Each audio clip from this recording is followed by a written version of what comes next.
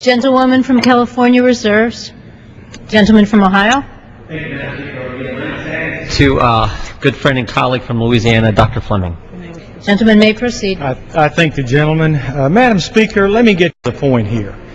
In this bill we have, the other side says there's $500 billion that's going to be taken out of Medicare without one word of explanation how they're going to do it. They're going to take it to extend the life of Medicare, and they're going to account it to subsidize private insurance.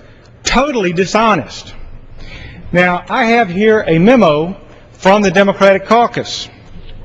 And just to quote you, and talking about this giddy CBO score that's supposed to show savings. I quote, "Do not allow yourself to get into a discussion of details of CBO scores and textual narrative. Instead, focus only on the deficit reduction and the number of Americans covered.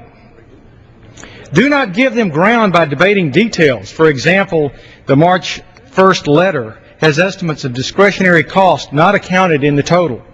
Again, instead, focus only on the deficit reduction and number of Americans covered." And then finally, with regard to SGR, we know that that was carved out of this bill, $250 billion. So let's add that to the trillion that's not being accounted for. And I quote, "Most health staff are already aware that our health proposal does not contain a doc fix. The inclusion of a full SGR repeal would undermine reform's budget neutrality. So again, do not allow yourself to get into the discussion of the details of the CBO scores and textual narrative. Instead, focus only on the deficit reduction and number of Americans covered. Leadership in the White House are working with the AMA to ally and rally physicians for support of the full SGR." So now we understand why the AMA is supporting this. Gentleman's time has expired. The gentleman from Ohio reserves. The gentleman from California.